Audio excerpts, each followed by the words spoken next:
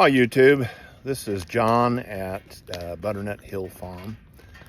Today I decided to clean the wood flitches up from the sawmill. Take a look.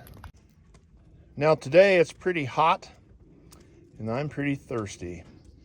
And I found an old jar of homemade Kentucky moonshine that was given to me by some friends from Kentucky when they were delivering some logs up to the farm. It's probably 10 or more years old, so I decided to bring it out to the fire and maybe have a swig. Although when I opened it up, it didn't smell like anything but turpentine, and was